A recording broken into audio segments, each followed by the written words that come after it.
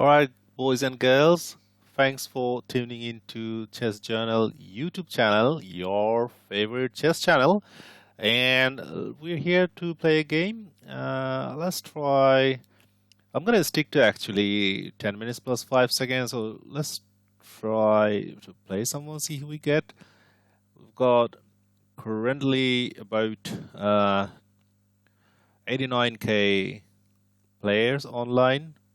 So hopefully we're gonna get someone sooner than before, but who knows?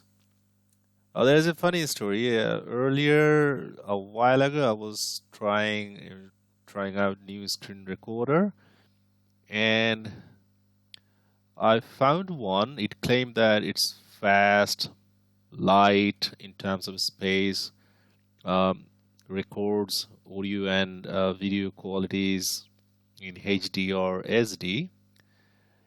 So I installed that. Oh, by the way, it also said that it has no watermark. So I installed that, and guess what? After 5 minutes of recording, it said your recording is finished. I was like, yeah, thanks. So I'm gonna stick to this um, rather super slick recorder, although it's got a watermark in it. So against d4, we're gonna make a decision. What should we play against d4? Let's try the King's Indian. I'm gonna start in the modern variation with g6 today. This allows them to go here. So no, they're not going there. So they have played the rational one, knight f3. Yeah, I'll try not to speak rubbish today. Well, I've just said the rational move. Yeah, in chess, we have rational, irrational, both moves. Both actually works. What am I talking? I'm talking funny again. So let's fianchetto our Daskar. Should we fianchetto here first or go here? Now let's fianchetto. We're gonna stick to the modern setup, pure modern defense. I'll probably play this one. No, I said probably, but it didn't work. Let's take a quick look at our opponent. Rosavi 2775S is that second. So he's got 2350 rapid rating. Strong it is. 2128 blitz and lower bullet rating 1460. But that doesn't mean that this player is bad at all. Consider his rapid and blitz rating. I reckon it's gonna be a good game for me to play and for you to watch, obviously, and take something away from this game. So should we occupy the center? Yes, because it's allowed to. So let's play d5. Grab the center. Okay, this one is new to me. Before, haven't seen this one before. Haven't seen this one before. Okay, so haven't seen this one before. Haven't seen this before. So what do we do? I guess these kind of weird moves, I like to stick to the principle, like developing pieces to their optimal squares, finish development, castle, get to the king to the safety, and then think about what to do against them. So let's play knight f6. So it's a pure modern defense on the board. Against e3, what do we do? We could castle. Yeah, let's castle. That seems to be a good idea. They can come here. Was that the reason that they played before move that I haven't seen before in my life? Probably. Or stupid rubbish before. Yeah, the rubbish talk keeps on going, continues. So sorry, I was just thinking bishop against bishop d3. This bishop is not doing anything. We could strike their flank with our flank like this. I don't like that. I don't like the look of that. I should say, in modern defense, just like the King's Indian or the Perk. What are our main books? We've got free main books here, free main breaks here, here, and here, depending on what our opponents play. Right at the moment, this square is well protected because of that before move. And so we can't play here, but to play there, okay, we need maybe this knight to jump in there. Yeah, look at, let's jump in there like that, and then we can go there and play there. Or we could immediately play there, and then if everything's exchanged, so we get the knight there, then get the pawn back.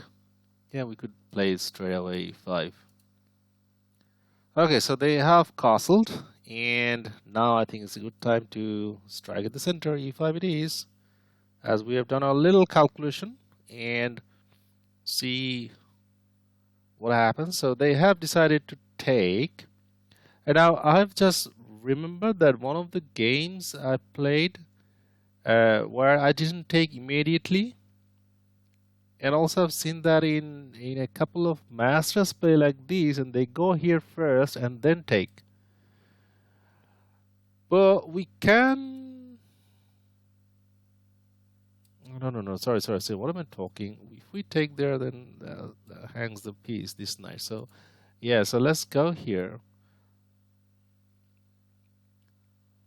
So yeah, that's where the advantages of playing lots of games comes into their own play.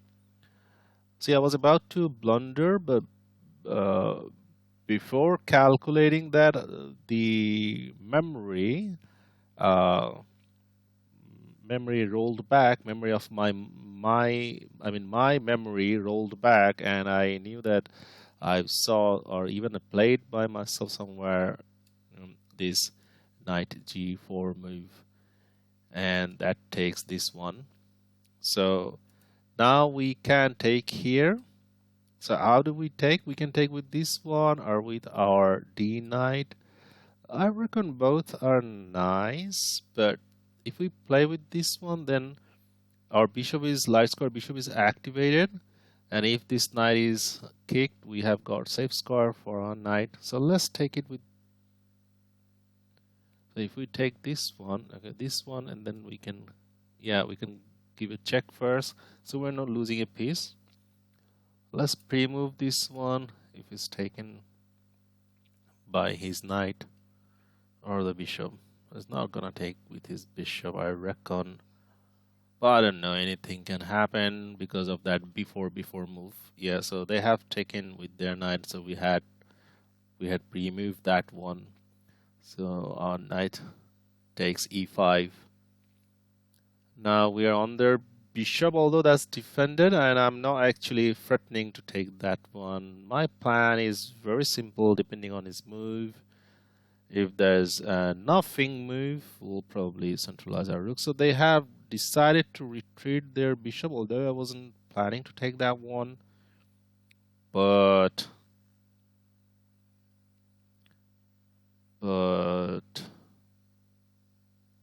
yeah, I think I see a trick. Let's go here. That's a check, so they have to address that one. And then we're gonna grab his bishop, and I'm not calculating whether our bishop is going to be locked. No, I don't think so, because we are on his rook, so he has to move his rook, probably come here, then we can safely retreat.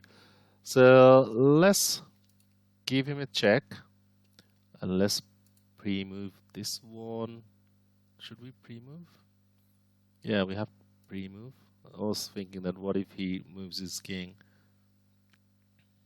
Okay. So they have to address the threat. Yeah, they have decided to go rook b1. Now let's come back home. Coming back home.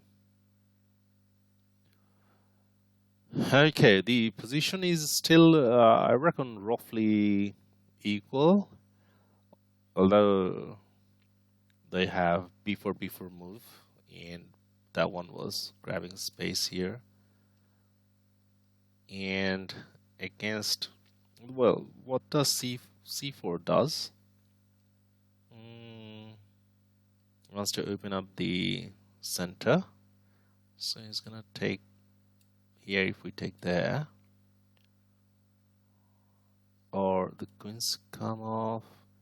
Yeah, normally this kind of setup, like modern King's Indian or the Park defense, we are happy to exchange our queens.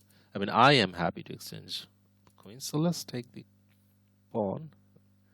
Let's pre-move this one. And now he has decided to take the pawn. So do we exchange queens or not? I think we should. Let's exchange queens. It's probably gonna take, yeah, I was gonna say that. I was gonna take with his F rook. And now we have this one to attack to. Let's attack this one. So what is he gonna do? He can either move his rook out of fire or put his bishop back here. Well, I've got to watch my clock situation and have to calculate and play a bit faster. So what do? Let's exchange pieces. I'm actually not afraid of exchanging pieces. This will probably turn into an exciting end game, an instructive one, I reckon, or I believe. Let's remove this one. For mostly the beginner and intermediate players, so they have doubled up. Now what do we do? Should we capture that one? If we okay, let's first calculate what if we don't capture. Then they're gonna put their rook here, and in that case they will be onto our pawns like this, which I don't like at all. So let's capture that one. Rooks take d3, rooks take d3. Now let's calculate what to do. We have to guard this one. So let's play c6. Fortunately, they don't have a bishop, or Raskar one, should I mention. Now how to defend this pawn? So that bishop would have, stayed here, so we couldn't have played there. So let's roll like this. So if they come here, we're not worried because we're gonna play like this. Yeah, this is definitely going to be an instructive endgame for beginners and intermediate players, those of you who are watching. And by the way, thanks to all of you who have subscribed to my channel, and special thanks to them, and thanks to all of you who are watching this game at the moment. Please consider subscribing and keeping me motivated. Okay, so they are on our c6 pawn. So let's roll this one with a5. Let's try to create a passer. This one with this one. Or if they take that one, then we'll probably be taking that one. So, okay, so they have decided to grab our a pawn. Now, let's grab it back with our rook. And I think we're gonna have a passer, a passed pawn. But that the promotion square is a light square, so which means our dark square bishop can play around. Maybe in that case our rook would have responsibility to guard that square, that promotion square. So that's one of the instructive moment. You have just crossed by. See the promotion square. Always look for the promotion square. What color is it? dark or light. In this case, it's a light square, and we don't have a light square bishop. So which of our pieces is going to mainly protect or guard the square? In this case, it's definitely the rook or the king. The king is very far away, and they have created a flight square by playing g3. That is again an instructive moment as well, although a simple one. Always create a flight square for your king, otherwise there would have been a back rank made, or they could have played here. So let's push this one. Passed pawns needs to be pushed. Again, another instructive moment. Passed pawns needs to be pushed. Said by Ginger Jim Simon Williams. Actually, not only Simon Williams, but a lot of grandmasters they say that. So we have to block the check. So so they're behind our passed pawn. So that's good for them. Let's okay.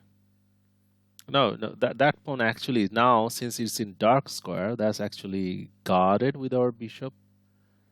So we can now play around with our rook. So where do we put our rook? Rooks need to be around with as many options for rooks as possible. We can give him a check, but that's going to activate their king like this. So we don't want him to do that. So what do we do now? Let's get out of the pin by playing king g7. So rook was not the only piece that we had to be worried about not taking part in the game. So knight d4, what it does, it actually can come here. So we can, what do we do? What do we do? Comes here. Okay, we can stop that one. Okay, let's come here.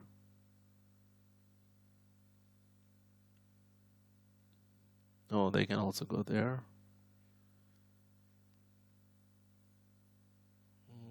If they go there, then what do we do if they go there? Then we could actually attack their rook. Okay, so they have decided to activate their king by playing king f1. Okay, now what? Okay, the one we just talked about, let's attack their rook. Running out of time. Only a minute and a half left. Another instructive moment is that to keep your pieces as much active as possible. Okay, so let's, I don't know what am I doing. Let's come here.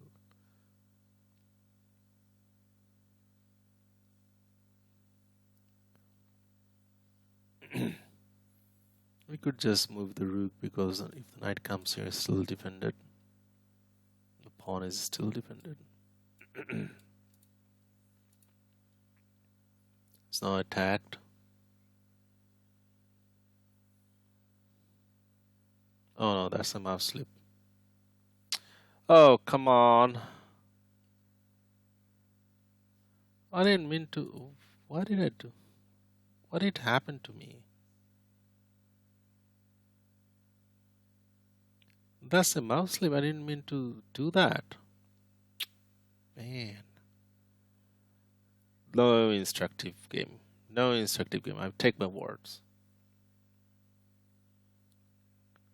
Mouse slip is not an instructive moment for anybody who is watching this game at all. No way. So we have just blundered a valuable, beautiful passed pawn. I don't know what I'm doing. Just playing random moves at the moment. Trying to gain some time on the clock. That wasn't a threat, so let's cut the communication. I don't know why I played that one, but it just looks good. That's why I played that one. Cutting the communication with the rook. That's actually the reason why I did play that. Was not only it looks good, but it's actually one of the ideas that I obtained from watching Masters game. Cutting communications between rooks.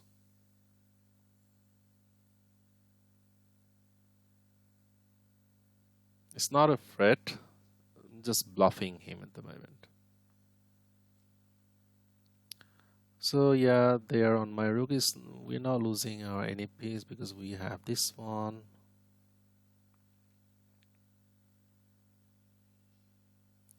Now what to do? Okay, let's come back.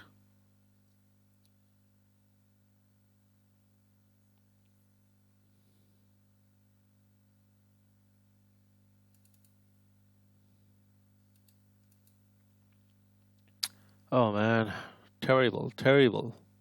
See if I can somehow manage a draw at all. At least a draw. I'd be happy. But I don't see any chance because we have intentionally. Let's attack this one. We have intentionally exchanged all the pieces apart from these two. The only advantage I had was a bishop and a passed pawn, and now that passed pawn is gone due to my stupid pre-move or blunder. Let's go back.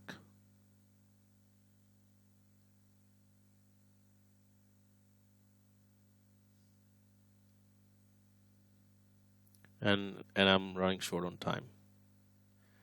Running short of time. Okay, so they have decided to go there. What do we do? Let's come back again. I'm happy with the draw. If there's a draw at all.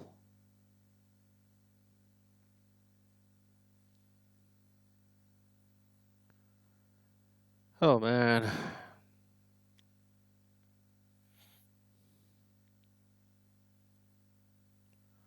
Okay, let's attack this one. Two.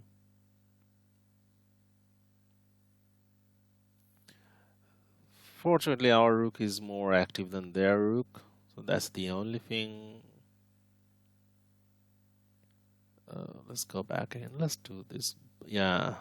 So, oh sure. Luckily, let's turn the engine on.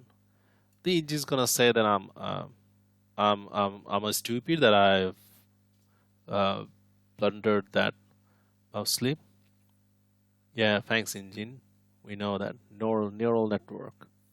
Okay, but so we're gonna have a quick look and see against d4. We played the button defense, and yeah, against that b4 move that I haven't seen in my life before. What the engine says? Engine says, oh, okay. Engine says to play, calm down, knight f6, play knight f6. So we played knight f6. We listen to the engine. Funny. Okay, so e3. Now they want us to charge there. We didn't do that. We just castled because we didn't know how to deal with a never seen before move. And okay, so what was it? Still wants to charge this on the flank, but I didn't see any point. Like, have we gone there? They would come there and probably play there. Okay, so that was one blunder I was about to make. But thanks that I recalled this move. Didn't make any blunder. So took, and check. Yeah, this was one nice tactic we had. here. How did I find this tactic? Is always scan for checks and captures and threats. So here checks always comes from the top priority list of top priority moves.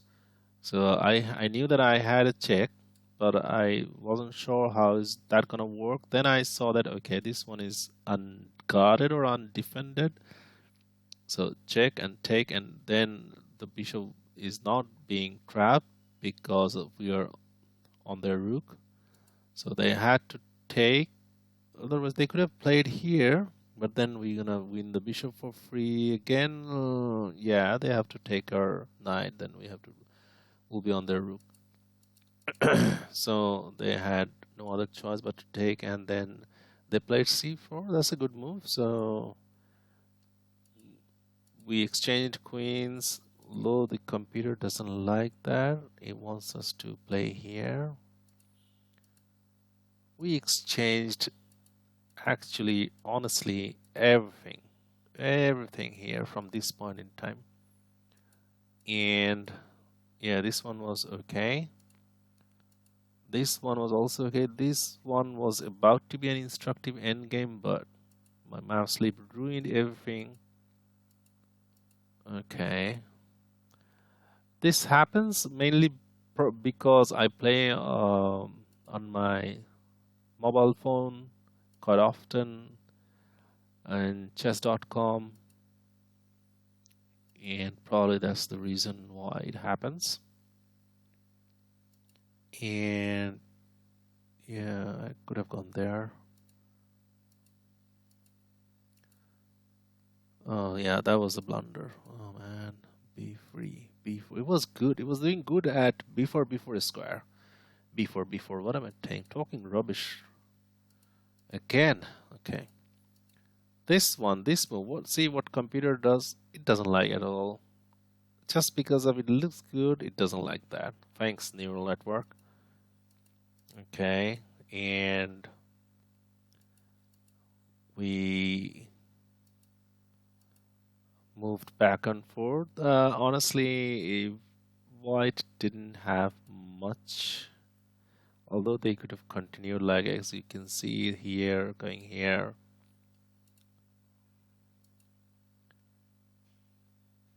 Okay, so yeah, that's it for today. Thanks guys for watching this game. Hopefully I'll be coming up with another video whereby I don't have any blunders like this. Okay, so take care of yourself till the next time. Bye bye.